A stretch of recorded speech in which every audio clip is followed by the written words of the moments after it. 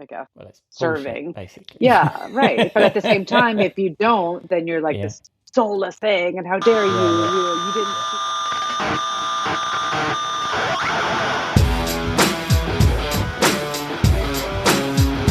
Hello and welcome to episode 139 of Rockstar CMO FM. The M is the marketing and the F is the well you decide. As you're probably wondering, does the world need another effing marketing podcast? I'm your host, Ian Truscott. I'm no rockstar, but I've picked up a thing or two over the last 20 years on my tour from sysadmin to CMO, and on this weekly podcast, I chat to the true rockstars, my fabulous guests and chuns, to share some marketing street knowledge that will hopefully inspire your inner rockstar. Come say hello. We are Rockstar CMO on Twitter and LinkedIn, and we are proud members of the Marketing Podcast Network. This episode was produced on Saturday the 5th of November. I hope you've had a good week. You are well, safe, and staying as sane as you feel you need to be. In this week's episode, Jeff Clark and I discuss the problem with MQLs. I go backstage with Ariadna Navarro, Chief Growth Officer at VSA Partners, and we wind down the week in the Rockstar CMO virtual bar for a cocktail with Robert Rose.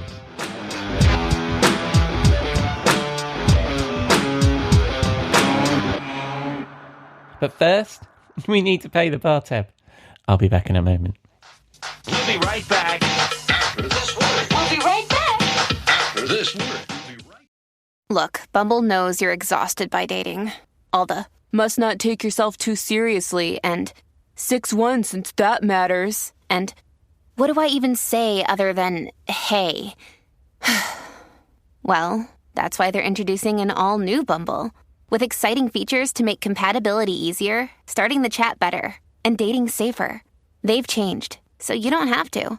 Download the new Bumble now. You may know you're listening to this show along the Marketing Podcast Network, but did you know there are other great shows on MPN to help your business? Christy Heiler hosts a fantastic podcast called Own It. Christy, tell us more about the show. Own It is all about celebrating women and non-binary advertising agency owners. We talk about buying out of the Boys Club of Advertising because less than 1% of ad agencies are owned by women. And where can people subscribe? You can find the podcast at untilyouownit.com. We're also on the Marketing Podcast Network at marketingpodcast.net. And of course, you can subscribe wherever you get your podcasts. You heard her. Go subscribe.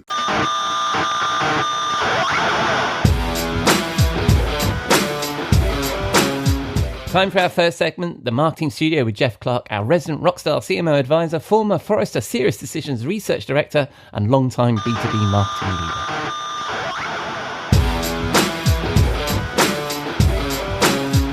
Hello, Jeff. How's the Rockstar CMO studio this week? Hello. Hello. Come on into the studio. Snacks are on the left. I was going to say, do you have sandwiches this week? Yeah. Well, it's lunchtime here. Splendid. Here in the studio, it's lunchtime, so there's sandwiches and salads. Splendid. Well, I know what you've got those on your rider, haven't you? Yes, absolutely. Important business. All right. Well, welcome back, Jeff, or welcome me to the Marketing Studio. I've messed it up every week.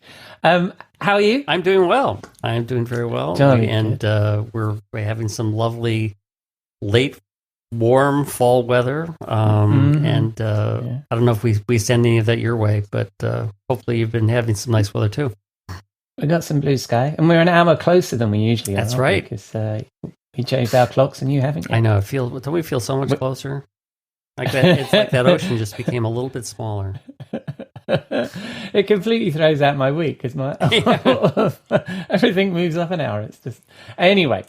This week, in our show notes, I like the title you're giving everything. So MQL's Hasta la Vista, Hola opportunities. So we need to start using those things you put in our show notes. There's been a lot of conversation about MQLs on the podcast. Some of my guests have even flung them into the pool, our portal to marketing hell. It seems to be a popular person to throw in the pool, Mr. MQL.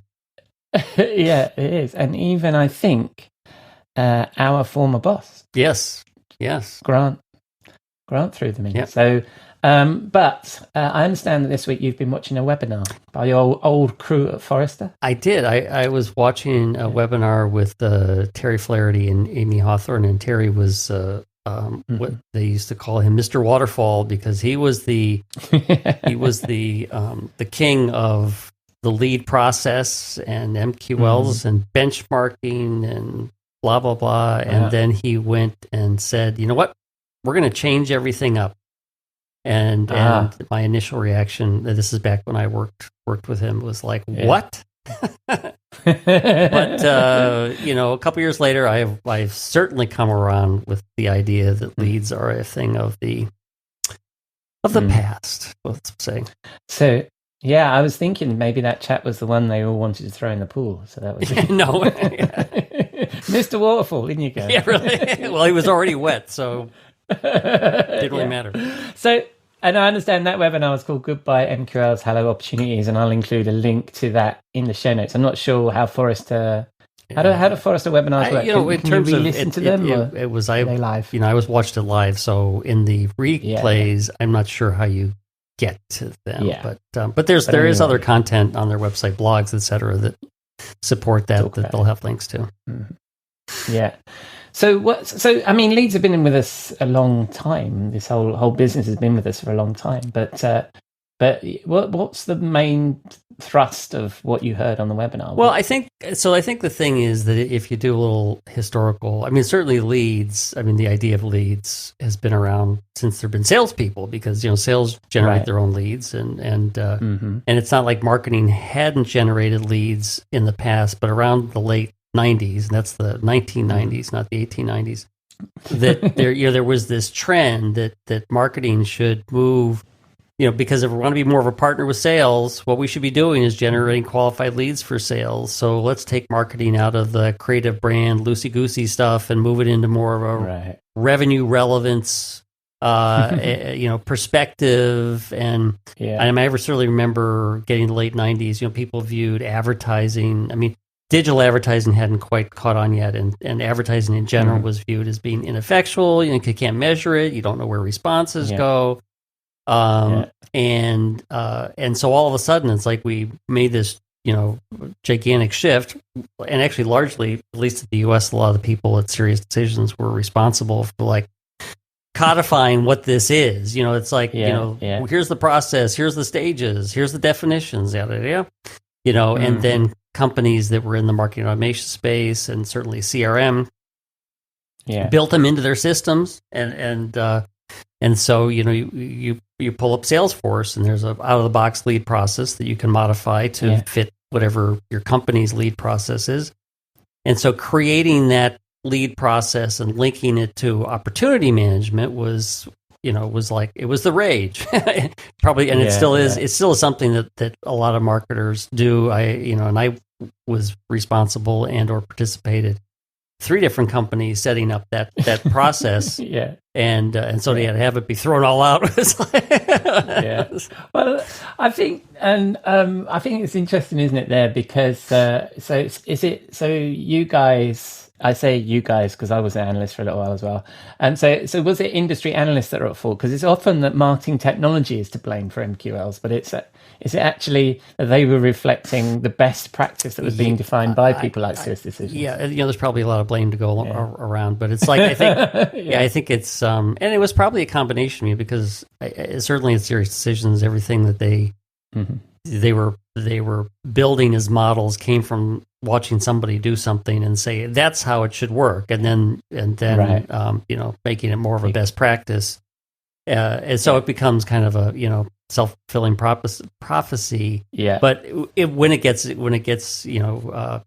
codified in our systems, then it's like, then we got to do that. That's what we've got to do. What we got to do. But I thought what was interesting there is you're referring back to the late 90s, which is actually where most of our music comes from as well. A lot of this tension is still here today, isn't it? I mean, you said advertising was viewed as ineffectual. Well, everybody still quotes was it Wanamaker, and 50% of my advertising, it doesn't work. It's just I don't know which 50%. By the way, I think by law you have to do that quote when you ever talk about advertising. And also the fact that these processes then became codified in the systems, and this is often a complaint that I hear on this show of people having a go at marketing technology because it does lead people down these lines.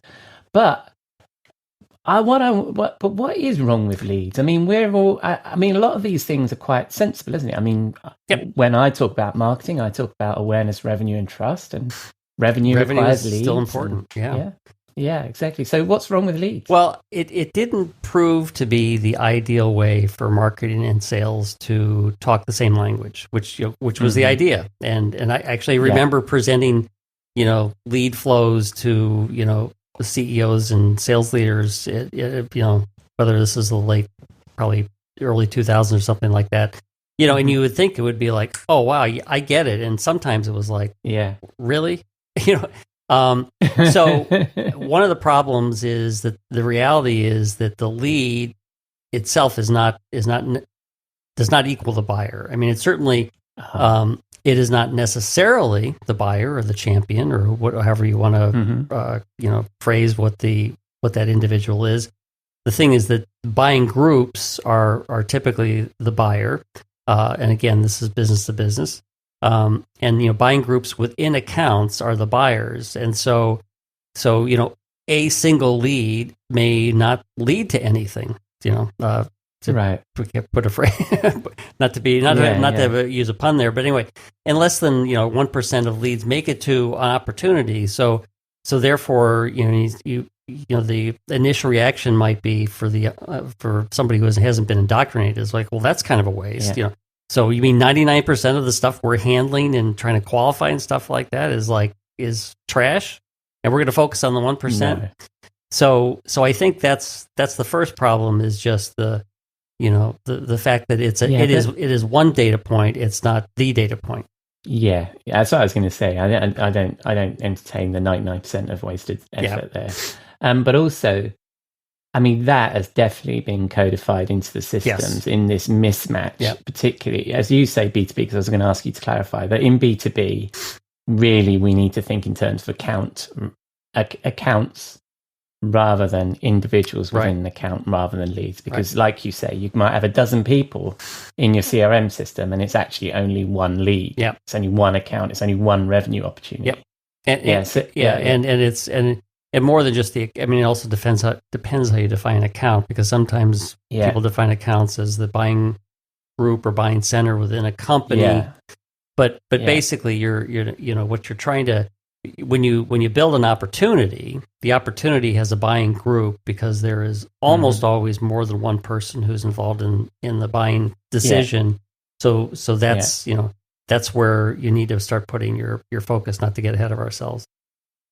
All right, and so that's the reality of it. And then what is it? I mean, what else is wrong with it? So that doesn't sound like enough. Well, that's not. You're right. That's not the end of the story. So one of the problems I think is the process itself. And which is where you get to the question of is this worth it because you see the cycles you have to go through, the handoffs, the definitions. So that's one of the things that was always an issue, was wrestling with. So what's a marketing qualified lead versus a telequalified lead versus a sales qualified lead, and how's that different from the initial inquiry? Okay, now every company, you define it a little bit differently, but also sales may not define it the way the marketing team defines it. And then what are the service level agreements between marketing, the sort of interim step of a business development rep or telesales person, and sales, and those managing those things is it's extremely time intensive, and obviously it may be worth it, but so much gets lost. And we used to have this conversation. I think Terry still quotes it as the second lead syndrome, which is like the first lead came through from company ABC. And maybe when we're working, that second lead comes through. Okay, that's a duplicate. Well, okay, it's a different person, but I'm just still working this first guy, so I'm going to dispense with the second lead. Well, that second lead, or the download from the website, or the intent monitoring that we're seeing from the company, those are all important things that if we just focus on that first lead that's coming through, we're losing sight of all everything that's going on. And because we may be losing focus on this, I think this is one of the things that I think, sales, and it's really in my experience, sales may look at leads coming over for marketing like, this is just noise. You're throwing me somebody. It's not the person I want to talk to. It's not really helping me. It's not giving me insight into the company, and the BDRs, may or may not. I mean, they may eat it up because they need to call people. They need to do dials. But even sometimes if you're sending them a lot of bad stuff, because again, a majority, maybe it's not 99%, but so much of it isn't going to go anywhere. So it's like, this is not helpful. So I think the key is that the lead in and of itself is not the strongest indicator of buying, because it is really more the number of people that are engaging. You're engaging with at the potential client that is the indicator. Yeah, well, I mean, we need a counterpoint in this conversation. So maybe I'm not really leaping to the defense of MQLs, even though it might sound like it. But what I heard there was they're a good opportunity for sales and marketing to at least have the conversation, right? We may hate the conversation, and everywhere I've ever been, the leads are weak. We're not going to accept your MQLs. They're only marketing qualified. How we define a sales qualified lead is this. And by the way, sales look really good when an SQL is basically something that is just about to close and the customer's almost already said yes. I've got a close rate of 100% or 2 to 1, because they've already super qualified. They've already done the demo, the pricing, all that stuff. Everything before that, they want to be an MQL. So the MQL ratio is worse, right? I'm being facetious slightly, but it does depend on your point of view and what you're being rewarded on, right? And we're all coin operated in that way. Yep. But at least that conversation is happening, I think. The MQL has always been that hard conversation between sales and marketing. That is true. And I think the thing is that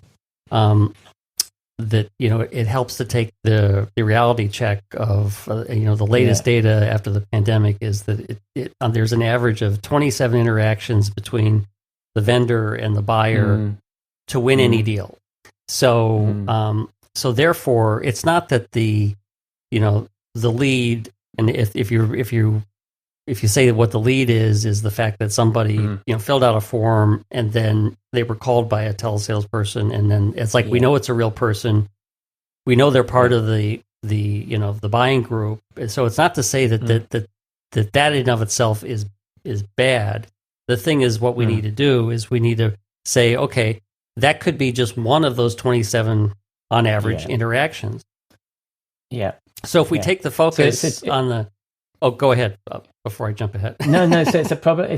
I mean, I think this is what Grant was saying when he was on the show is it's a problem of attribution, isn't it? Because the problem is once you start having these numbers floating around and start measuring people by these numbers, then we in marketing spend an awful lot of our time trying to get attribution to every lead that exists, and the lead model is flawed because the lead is a person, not an account. So this whole thing is built on a foundation of sand, anyways. Right, and I remember one of the companies that we worked at where it's like, my gosh, we hit our lead number. We provide 35% of the opportunities were marketing generated. Oh, we missed our number. Well, okay, so I did my job. You didn't do your, and so exactly. So that's where you get into it. That's where I think the lead focus gets you back. It does not solve the us versus them issue. No, that's true. And I think it's really reliant on the people and the teams, and how you're set up in that way. Because sometimes you can have great teams, metrics, measurements, OKRs that bring people together, and sometimes you don't. So you end up in that situation like you were saying, where sales are on one side of the table saying the leads are weak, and you're on the other side of the table going, well, fucking close them. You know what I mean? It's just, you never called them. How do you know they're weak? Yeah.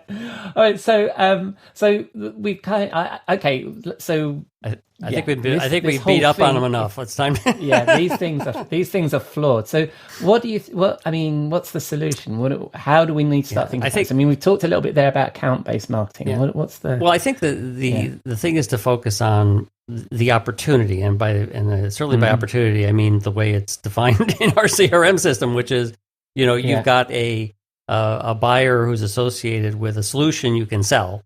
And at some point you're going to put a dollar value on it. And so if both marketing and sales look at it as we're trying to create and track opportunities, we end up talking the same language. And in fact, I think if you went before, the focus on leads, marketing, even though marketing was just doing advertising and collateral and sales support, it was like we're focused on the opportunity, and so the lead kind of took us down a little bit of a divergence. And the thing is that so marketing needs to understand what is the target account universe. So who are the accounts we're going after, and what are the personas that are in the buying roles for your products. And so there may be that might be one set of personas. You may have multiple solutions for which there are multiple sets of personas. And you look at the lead as one signal of many. And the great thing is today is that, and we've certainly talked about a lot of these technologies, today when you've got intent monitoring, you've got customer data platforms, you've got sophisticated analytics tools, plus you've got your market automation platform, you got your CRM system. Now we're able to paint a picture of the interactions we're having with an account. And some of these tools actually help you separate these interactions look like they're associated with this particular opportunity because they're picking up signals and saying, given what they looked at on third-party sites or what they looked on your website, we know they're interested in solution A, and we know that these interactions over here are interested in solution B. So now you can provide insight to sales because you can actually say, look, we're getting a lot of signals that are positive from, this organization and this buying group within this organization. And from the interactions, we can build a picture of identified people that we know at that account because we've actually got, if you want to call them the leads, but you've got somebody who's revealed themselves and you've got other interactions that for people who are unknown, but they still help you paint the full picture. So you leverage your systems and your analytics team to score opportunities, and this is one of the things that is in the past was probably 3-4 years ago was relatively impossible to do, but Salesforce and other CRM companies and some of these like tools like analytics tools that attach to a CDP are able to actually help you score an opportunity, so you can. And I don't want to throw out any example numbers, but you can say this. This opportunity is looking hot. This one's looking, medium. This one's cold, or as some promise. And that's insight that you can provide to the sales team. And it is also something that, certainly there are companies that I was working with where it's like they were building the opportunity at the very beginning. It's like. Certainly, and if you've got more of a target account focus, and you can say, okay, there's 800 of these types of institutions or companies out there. We can identify them. We can start looking for signals from these, and now we can actually build opportunities in Salesforce that have no dollar value and have no score. But as soon as we get interactions, and we interactions again, the people who have revealed who they are versus unknown. Now we can start really making some sense of what's good out there. Right. So basically our pipeline changes from individuals, MQLs and SQLs. And obviously when something becomes an opportunity in a pipeline, it becomes an opportunity at an organization level, right? So you've got that problem anyway, right? So what this is a pipeline of opportunities that are going through various stages, right? So it's cold at the beginning. We don't know anything. It's a target opportunity for us that we want. It might be triggered by an RFP or something like that, so it moves a bit further down the pipeline because it's more of a qualified opportunity. But it's always an opportunity. It's always a group of people. It's always an organization. It's never an individual. Right. And that's what we start to track. And that's how we measure the success. Yeah, and we go from, again, that target account market through a couple of stages till you get them engaged, until you start to get them qualified, all the way through. Yeah. And so what you're moving into the sales process looks more like what sales is working or wants to work, rather than just what marketing is dealing with. Yeah. So rather than qualified lead, if we were to use the same language, it would be qualified opportunity. Yep. Right? We believe that something's going to start kicking off here anytime soon, and they may have some revenue. Right? Yep. Excellent. Well, I like that. So I like that change of thought. So I'm hoping that you'll write this up in our blog, because I really like this topic. So the last agenda item for us in the studio is to choose a song that goes with this. Yes. Which I think probably chooses itself. This one chooses itself. Yeah. Because it was interesting. Usually when I go on this mission, it's like you try to use keywords to find songs that map the keywords. And it's like you put in opportunities, and my gosh, there were dozens of opportunities out there. But there was one in particular by the Pet Shop Boys in 1986, so a little older than the old lead Waterfall, but it has a great line. I mean, we were talking about marketing helping to provide insight to sales, but sales has got to do the work. The lyrics say, "I have the brains, you've got the brawn, let's make lots of money." I think it says it. I think it's an absolute classic from my youth. So I shall be playing out with Opportunities by the Pet Shop Boys from 1986. And will you be in the studio next week? I will be here next week. Yay! Excellent. And let me make sure that I know how to welcome myself into it. See you next week. Door's always open.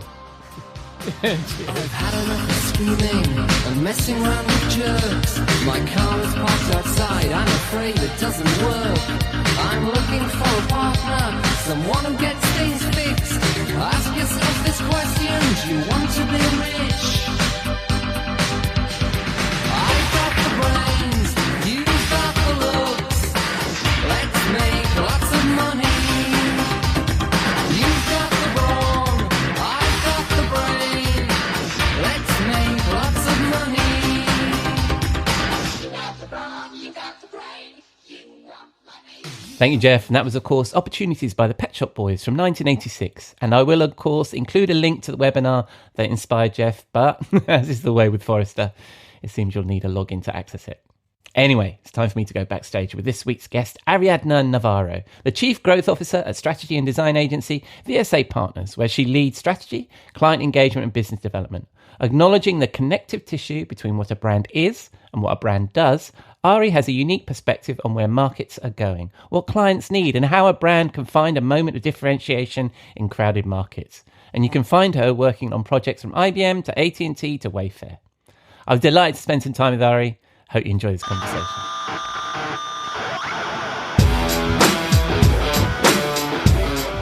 Welcome, Ari, to Rockstar CMO FM. How are you? I'm good. Thank you for having me.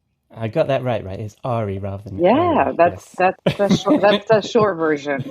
Most people can't pronounce my name, so I would have had a go. Okay. Well, let's hear it.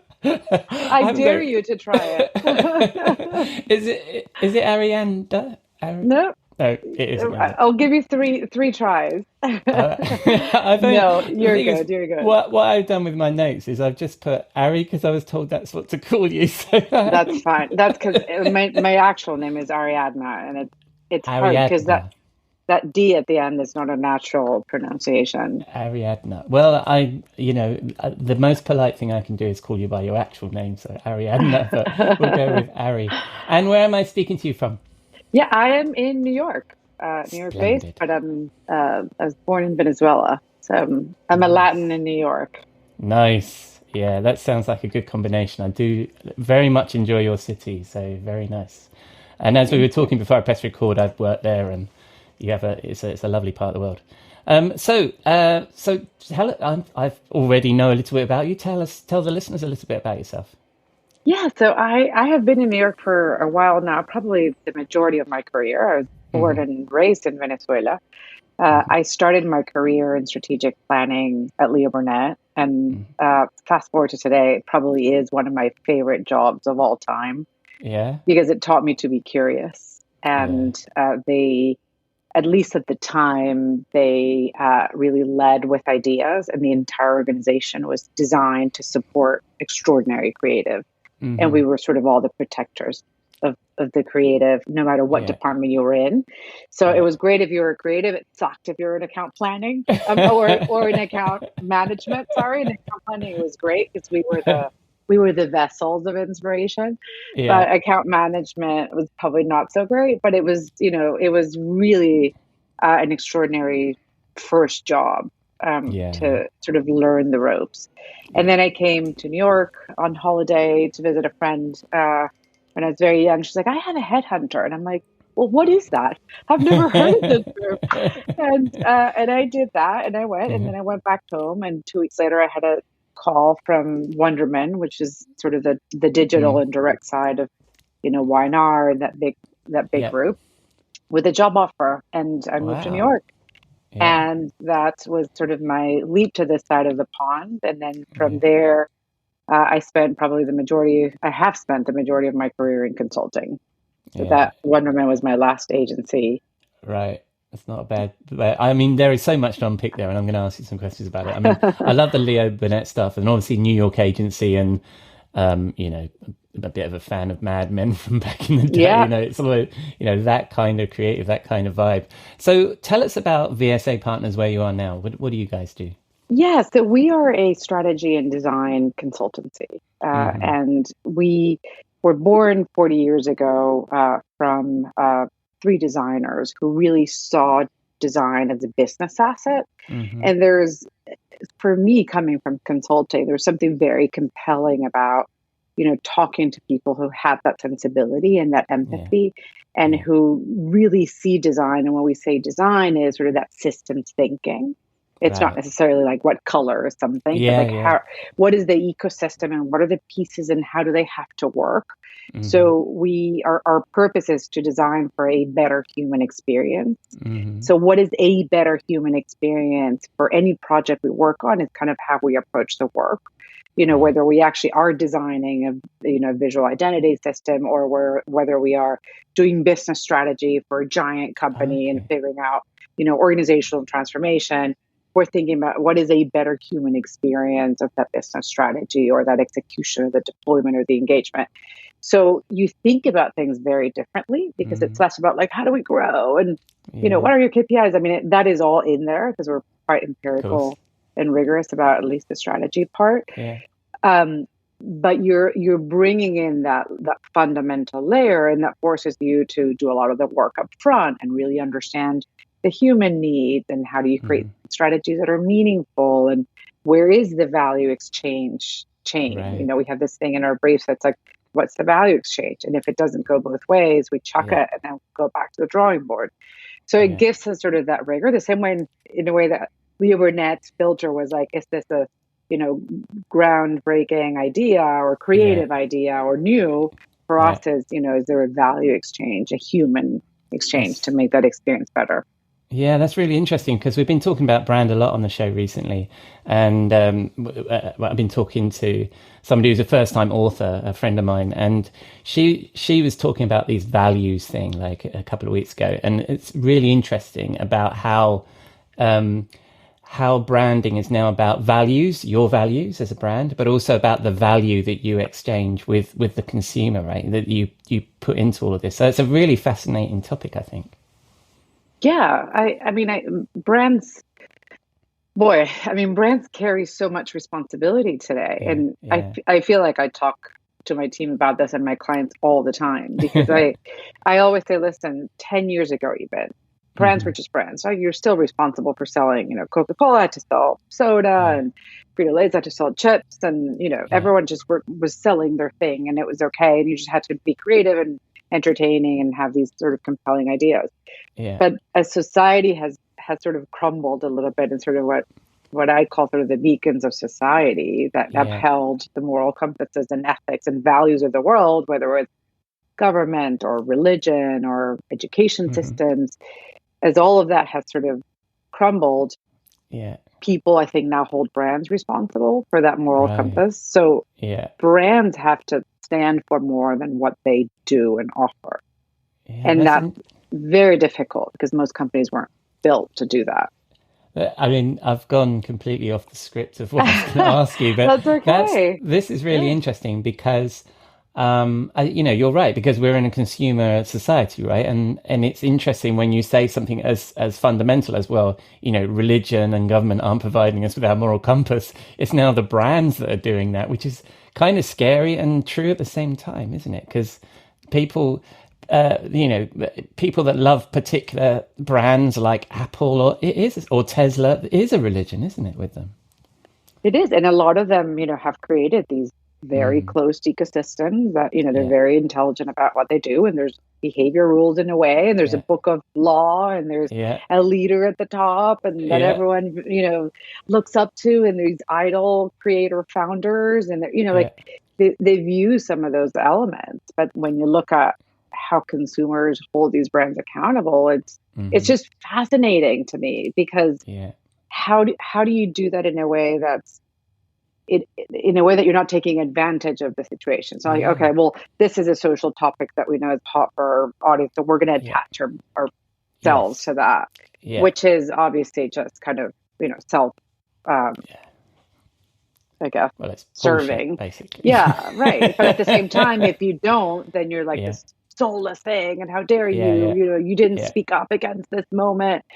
So it's not an easy, I think, road to travel at the moment. No, but that's what I was thinking as you were speaking just then about this sort of moral compass. Now brands are providing that. Is I was thinking brand purpose, and the way at the moment brand purpose has got such a damaged perception right now, because there's been so much poor brand purposing and people latching on to causes that really had no right to have a voice on, right? Which has kind of ruined it for everybody, hasn't it? But your point is that a brand needs to have a purpose because it's part of that society, right?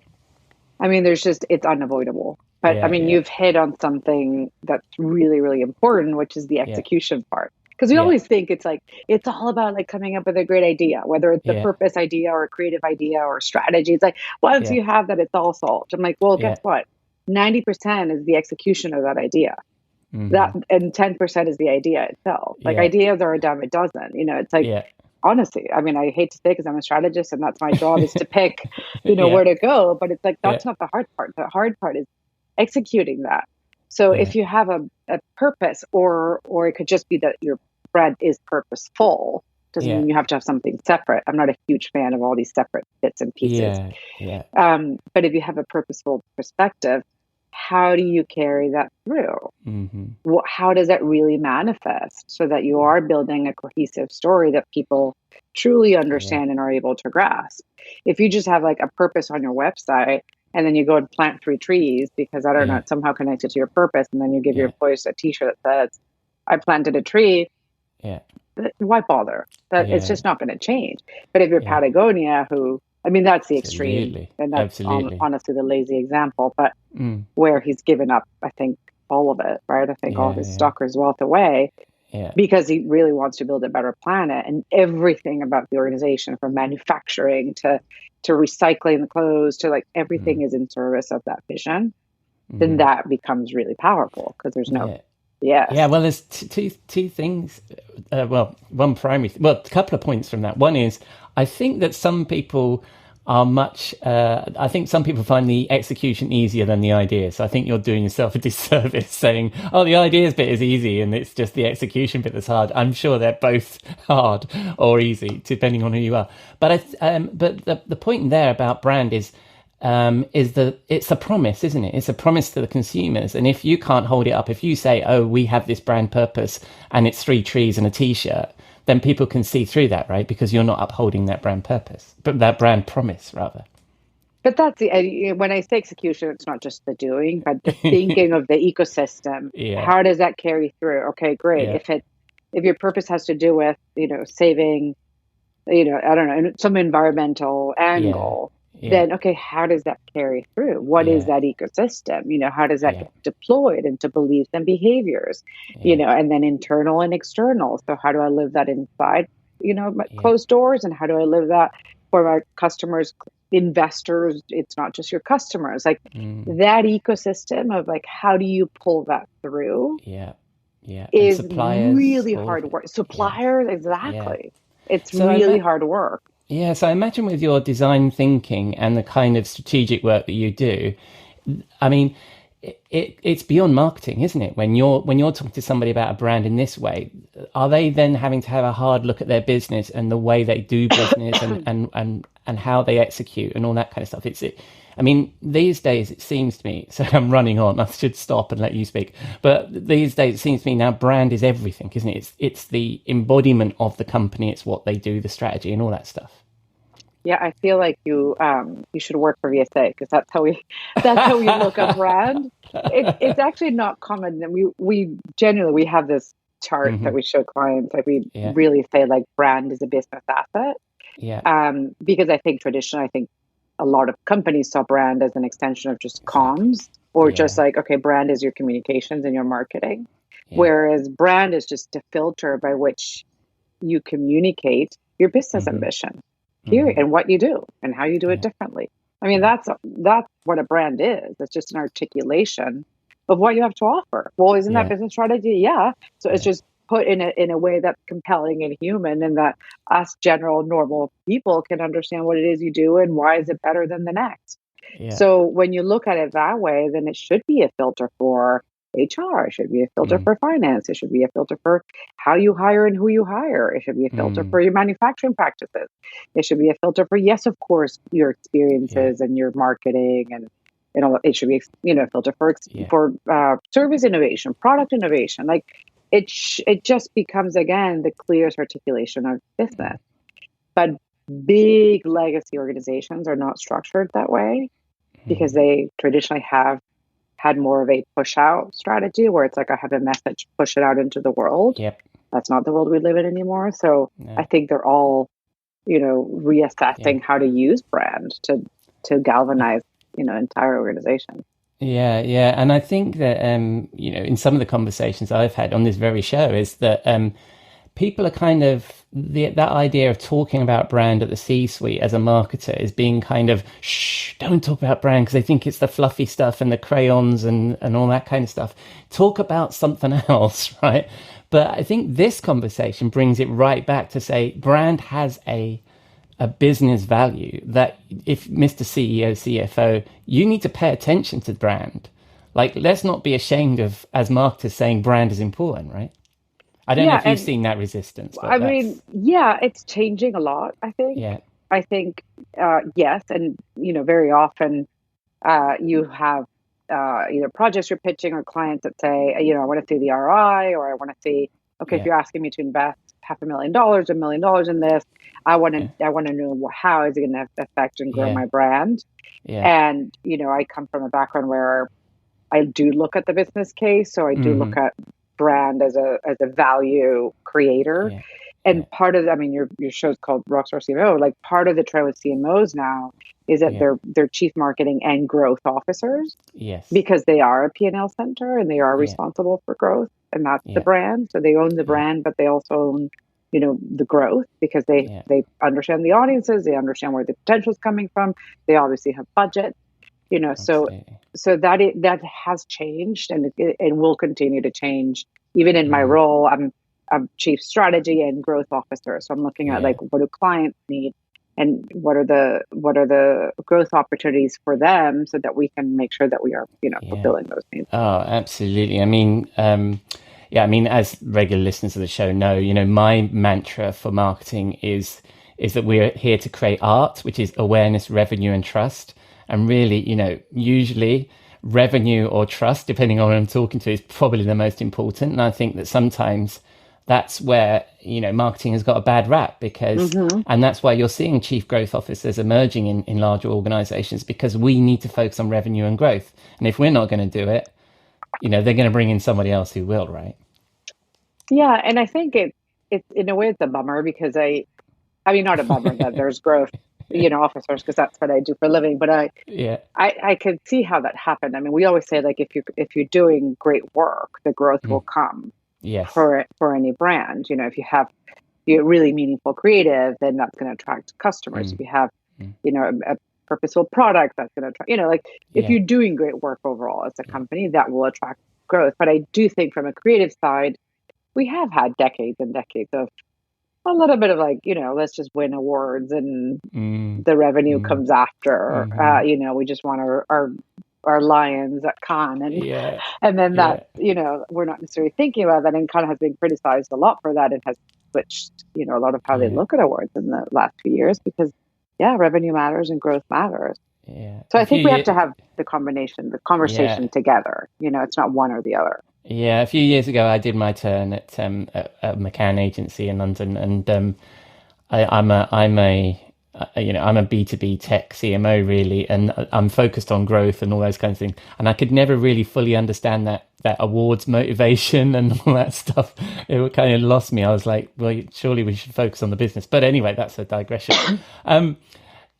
Looking at the time, I wanted to ask you actually, we kind of glossed over it. What inspired you to get into marketing? When it brought you over from Venezuela, and you're one of the greats, Leo Burnett. What kind of got you going? Yeah, I mean, I studied in Venezuela college. When you go to college, you have to choose your major from day one. It's not like in the US where you study sort of 4 years of kind of general education and then you have a major and a minor. So in Venezuela, if you want to be a lawyer, you have to study law from day one. And if you want to be an engineer, it's from day one, that kind of thing. So I studied communications from day one. So my last year in college, I had a friend whose boyfriend worked at a TV production house, like very well known. And I'm like, ooh, that sounds fun. And they helped us do like a college project. And long story short, I ended up working as a PA, production assistant, doing TV spots. I think it was probably my last 2 years in college. College in Venezuela is 5 years. And so for 2 years, I did, every free minute I had. I did like 52 commercials. So I ended up meeting all the great directors, all these agencies. And one of my last projects was Crest for P&G, which is Leo Burnett's client. And I met these people there, and I was graduating, thereafter. And I interviewed, and they're like, "Come and work here." I'm like, "Oh, of course, amazing!" So I didn't even have to think about like getting a job after college, because I think I may have even started it before I graduated. Yeah. And then from there, it was just kind of like, New York was sort of the mecca. Like you have this vision of like, well, if you're in advertising, this is where you should be. And then my stint at Wonderman gave me this flavor of the business side. Leo's sort of the creative side. And then Wonderman, of course, like it's all based on data and based on numbers and based on, open rates and click rates. And like you do have that business side of marketing.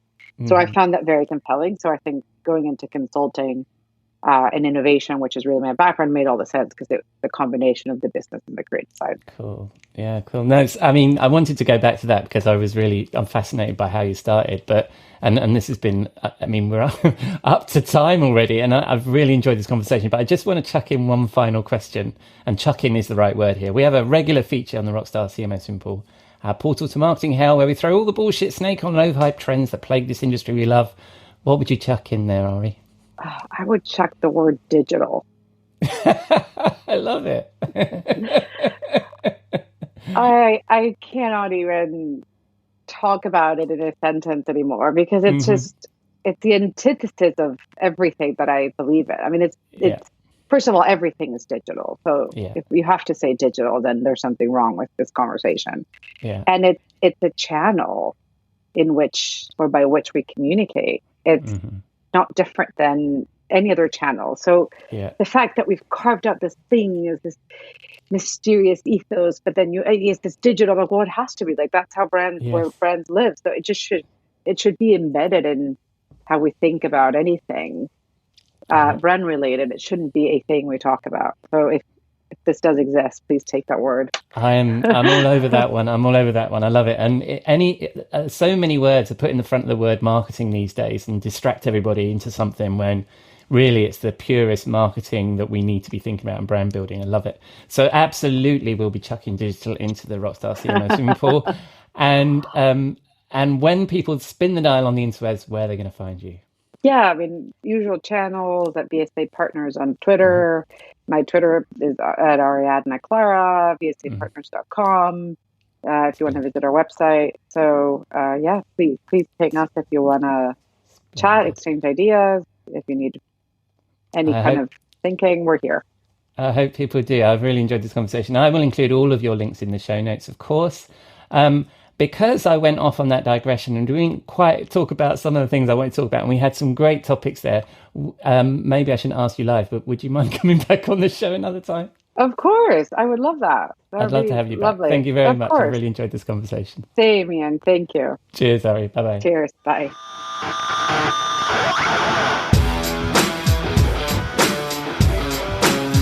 Thank you, Ari. And since we recorded that interview last week, Ari has expanded her role from Chief Strategy Officer to becoming the Chief Growth Officer at VSA Partners. So congratulations on that. And I will, of course, include all of Ari's links and to VSA Partners in the show notes, which you can find at rockstarcmo.com.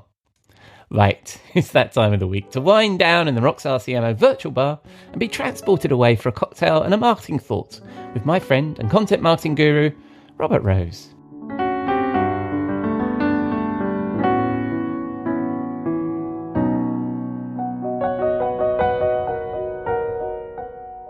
Good evening, Robert. What are you drinking?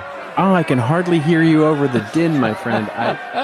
It's so loud in here. I guess you've decided to rent out the bar to Parliament. I know you're having your troubles there in the UK, but goodness gracious, there's so much shouting and yelling, and I can hardly hear you over all the shouting and yelling of the politicians at each other. It's a little crazy. Yes, they overspilled out of the Parliament building just over there, pointing vaguely across London. I was going to say maybe it's a Thursday night, and this is the when everybody gathers at the pub to drink and yell and smoke cigarettes. Yeah, they've taken up resident here because the political discourse in our country requires a few beers, I think, to make sense of it all, really. Yeah. So this might be the best place for them. I don't know, but yes.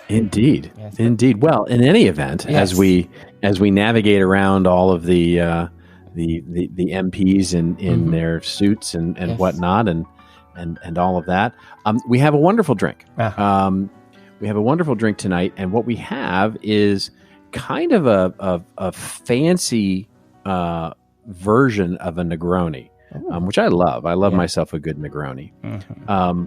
Now this is going to be a little more of a to-do, which I'm sure you've got all the ingredients there in your virtual bar to do this. But this is it is the classic Negroni in the sense that there's gin and Campari, and all of that, Amaro. Mm-hmm. And then a little bit of orange juice if you want that. But then we add a little bit of an egg white, and we sort of whip that up so that the egg white whips up into the drink itself, which is always lovely to sort of give it to an interesting texture. A little lemon juice, and then either a little bit of and again, this comes back to you've heard me say on the show so many times, I don't love simple syrup or the sugars there, but something to make it sweet. And I just like a little more orange juice to add into that. And then, of course, you've got your orange, garnish or whatever you want to do there. So that's it. So it's lemon juice, a little egg white where you whip it up, and then you've got your gin, your Campari, your Amaro, and a little orange juice for sweetener. And no ice, just put that into a shaker, shake it all up, get it in there, shake vigorously to get that egg white going, and then there you go. All right, so just looking at the ingredients on my desktop bar, I shall attempt to make that fine drink. I don't have my shaker, so that's a shame. But in a miracle of the show, I do have some gin. But first I'm going to put some ice in. Did you shake it with ice? Shake it with ice, yes. Put the ice in there and then shake vigorously in that shaker to get everything going. So I'm going to go with the gin. So that was handy that I can go with some gin in there. I'm going to the egg white is interesting. You put egg white in whiskey sour as well. I seem to remember weeks ago. I actually attempted to make it too. And then I forgot to put anything sweet in it. It was incredibly sour. I think it was your whiskey sour. It's got egg white in it, doesn't it? Ah, yeah. It's your ingredient. It's your recipe, mate. Don't you remember? I don't. I pay attention. You want me to remember them for more than a week? No, you are sadly mistaken, my friend. I don't remember yesterday, much less a week ago. I think it's all the cocktail, mate. Probably. So I'm going to go with. So I am going to replace egg white, lemon juice, Campari, and Amarone. Although I do have some of these ingredients not on my desktop bar, my regular bar, and the orange juice with something the wonderful people at Fever Tree have put together, which I believe is a good combination of this, because everybody knows that the cucumber is the orange, the most English of oranges. See, I've got to remember cucumber. I've got to remember some of the catchphrases from this very show. So let me put that together. You should make bumper stickers. Yeah, I think I should. That is delicious, Robert. I really like that. And what are we calling that? Well, we call that a dream Negroni, and I think it's the egg white that makes it the dream. We make it the dream Negroni. I love it. Yes, a dream Negroni. I could drink one of these every week. Yeah, I think you probably might. So, as we are a virtual bar and we can be transported anywhere in the world, where are you going to transport us to this week? We're going to transport this week away from politics as much as we possibly can, off to a place. It's a little town up in Napa Valley called Yountville, and spelled Yountville, Yountville, for those of you who are going to look it up on a map. Yountville is at the southern end of the Napa Valley. Yeah. And it's most famous probably for the restaurant that's there, which is, of course, very famous, called the French Laundry. Yes. And we won't be going to the French Laundry, but there is a wonderful, there's a number of wonderful restaurants in Yountville. So we will sit at one of them in one of the cafes there in the downtown part of Yountville.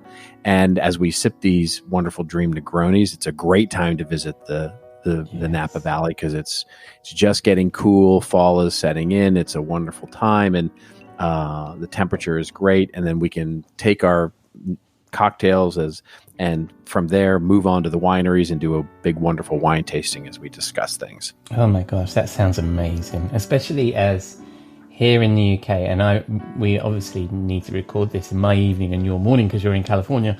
It's getting dark, miserable here. So this vision of sipping these cocktails in the Napa Valley sounds beautiful. So I hate to do this to you when we're in such a lovely place, but our conversation will turn to marketing at some point. What are we going to talk about this week? Well, we're going to talk about storytelling, actually. And this is something that I have been on about with a few of our clients of late, because it's all about, so we talk a lot about, the story and the quality of our content and what we're doing with it and our thought leadership and all of that. And we rarely talk about how it's actually being told. Right. And, think of all the great novels you've read that turn into just awful movies, right? Or I was watching, for example, at a event recently, a CEO of a company who was going through his presentation, and clearly the marketing team had built his presentation for him, and he didn't understand it, right? He clearly hadn't spent any time with it and didn't understand it. And the presentation, by all accounts, looked fine, but he was just butchering it and skipping slides because he didn't know how to speak to them and stuff like that. And I felt so bad for the marketing team, who probably put a tremendous amount of work into this presentation, only to have the CEO come in and completely butcher it. And so, as I've said to many clients, a story's success, no matter what story you're telling, a story's success relies as much, if not more, on the storyteller as it does on the elements of the story itself. In other words, a great storyteller can make a mediocre story pretty darn good, but a bad story or a storyteller can ruin a good story in a heartbeat. And that's the real key, especially, and this is where we'll focus a bit, when we start talking about sales, right? Sales enablement and where content is these days. And the interesting thing to me is, one of the things that is true and is really hard when you're a storyteller is when you know the ending, right? When, you know, making a story good when the audience for sure knows how it's going to end. You know, I mean, great example of this just in the storytelling world, of course, is, I don't know, are you a Game of Thrones, House of Dragons I'm familiar fan? with their works. Yes, it wasn't something, you know how it is, your wife has to catch on to some of these things, and sometimes things don't make it in the house. So yes, I'm aware of the works, but I'm not... I actually turned my wife onto the Game of Thrones stuff, but she's now addicted to it. Yes, I wasn't so successful. So obviously you have qualities that I definitely don't have, and listeners will already know that. In any event, the House of the Dragon, which is the new series, is obviously a prequel to the Game of Thrones series, and set 100 years before the events of the series that we've already seen 8 seasons of have taken place. So if you're a fan of that, you pretty much know how this prequel is going to end, right? You know kind of how it, you know, who's going to live and who's going to die ultimately, because they have to be alive to give birth to the people who are going to be, you know, there to do the series later on. And so in sales enablement, I bring that up because in sales enablement, the audience, our customer, always knows the ending of a sales enablement story, right? You know, if it's a white paper and they're presenting a white paper or some industry challenge, the audience knows that the end of the story is going to be some recommendation about how our brand does this perfectly well, right? You know, if it's a new product or a new service solution, the audience understands that that salesperson is going to end with some sort of explanation about why this solution is perfect for them. You know, and with case studies or customer case stories, there's never any doubt that the you know that the audience doesn't know that everything's going to turn out great for this customer, right? You know, it's going to be a huge success, and they're right, of course. All of those things, we know how the ending is, so it's even more pressure on good storytelling rather than not. And so, one of the answers that we've seen really work with this is to not just think about the content you're creating for the sales teams, but also the thing that we call marketing the marketing, or the content about the content, which is creating content that helps the salesperson tell the story better. So is that a curriculum? Yes. Is it training? Yes. Is it metadata? Yes. Are they scripts? Yes. Sometimes they're all of those things. It is a strategy that we wrap around the bigger pieces that we're going to use for sales enablement to help actually, you know, live up to our promise of enabling sales. It's not just throwing content over the wall to help them say, here, go give this to the customer and have sales be a content distribution machine. It is rather enabling sales to talk to and educate themselves on how to tell the story in the white paper or the infographic or the, you know, ebook or whatever it is they're going to be walking through with a prospective customer, to help them have a better, more relevant conversation and give the salesperson value in having that conversation. Because as so many, I mean, almost without exception, VPs of inside sales or the VP of sales that runs some sort of business development group or whatever it is, you know, they are so busy making calls, trying to set appointments, doing things, that education is a luxury for them, you know, and getting them smarter is a, you know, that's hard to make the time, because anytime they're not spending in front of a customer is time they're not spending in front of a customer. And so you've got to make it easy, efficient, and effective, most importantly, to make those salespeople smarter on the content you're delivering so that they tell that story in a great way. And so it's putting a program around that is just as important as putting our content marketing program. And there's so much good stuff in here. I mean, from my own experience, I mean, that first thing you were talking about the CEO doing a presentation that was prepared by marketing, I've got a smaller example of that where I worked for a CMO who had somebody ghostwriting articles for them. And I read one of the articles and I was really interested in the topic, and I asked them about it, and they had absolutely no clue at all, right? And it was a marketing topic. So anyway, my double disappointment was, come on, you're a CMO, so you should have an opinion and understanding of this. And the second part was, it was clear they'd had it ghostwritten and had paid no attention. And that was incredibly disappointing. But I also think from a sales perspective, what you're saying there is really, because I think some of the best salespeople actually own the story themselves, don't they? They take the bits and bobs that you put together as a marketing and sales enablement team and actually own that story. So they tell it authentically. I think that's the exception rather than the rule. But I love it when I see it happening, and I couldn't agree with you more. I mean, it can be so powerful when they do that, but it does in many cases become that is the exception, right? They just don't. I don't think it should be. I mean, I can't tell you how many times I've heard salespeople complain to me about marketing and content that they're getting, and what the salespeople, the leaders in the sales organization, what they'll say is, "Listen, we get all this content that, we honestly, we don't know how to tell this story. We don't know if we should tell this story. We don't know when we should tell this story. We get it. It's not that we're dumb and we can't understand what it is you're saying, but we don't understand the context of how and why you came to this point of view, or what the way to speak to this is. And honestly, we just don't have time to dissect it ourselves. It's not that they couldn't, but they just don't have time. And so that's the real challenge. When I've run product marketing teams, the best allies I've had or the best people I've spoken to are the people in sales, because you might sit in a conference room as a marketing team and come out with all these mealy words. Somebody's got to stand in front of another human being and say those words, right? And not feel like a complete cock, right? So that's always my sort of test is like, would a sales guy, how comfortable do they feel saying these words or using this language or telling this story, right? And you have to have that loop back, don't you, of what it, how do we pitch this? How does this person pitch this?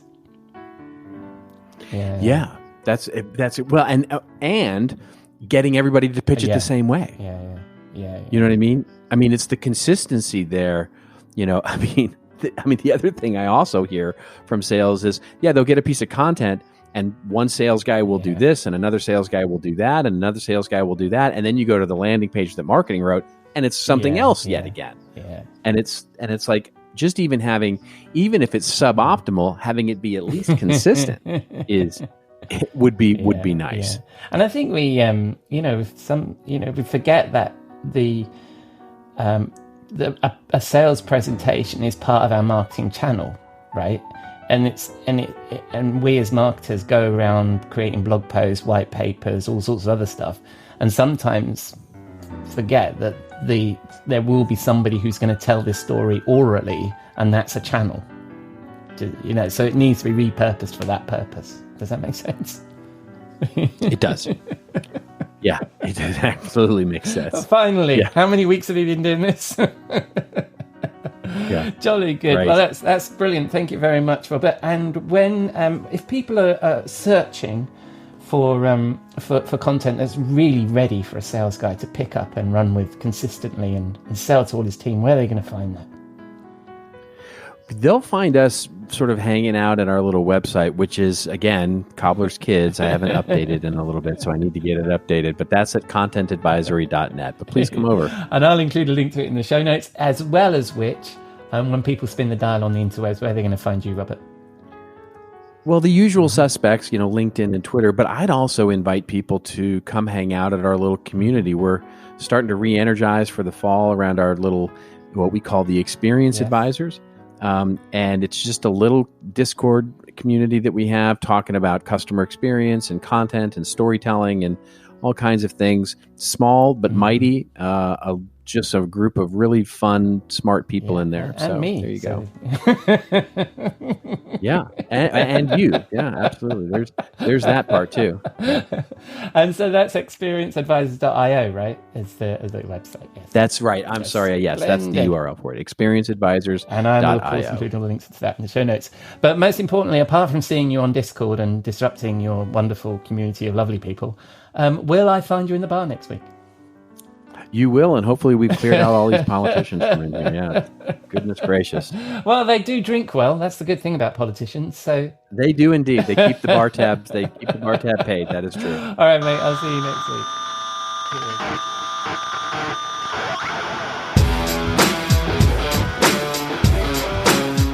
Thank you, Robert. The importance there of not just the story, but how you tell it. So that's a wrap on episode 139 of the Rockstar CMO effing marketing podcast. I've been your host, Ian Truscott. Thanks to Jeff, Ari, and Robert for sharing their insight. Please say hello and check out their work. I'll include all their links in the show notes, which you can find on your favourite podcast app or at rockstarcmo.com, where you can also find all our previous episodes. But most of all, thank you for dropping a dime into your podcasting jukebox, selecting our track and jiving along with us. So, does the world need another effing marketing podcast? Let us know on the socials, or please drop a rating or review in your favourite podcast app. Or just keep listening. I'm glad you're here. Next week, Jeff will be back in the studio. I learn about sports sponsorship with Kelly Troyer of Clandestine Events, and Robert will be back in our virtual bar. Until then, have a great week, and I hope you again join us here next week on Rockstar CMO FM.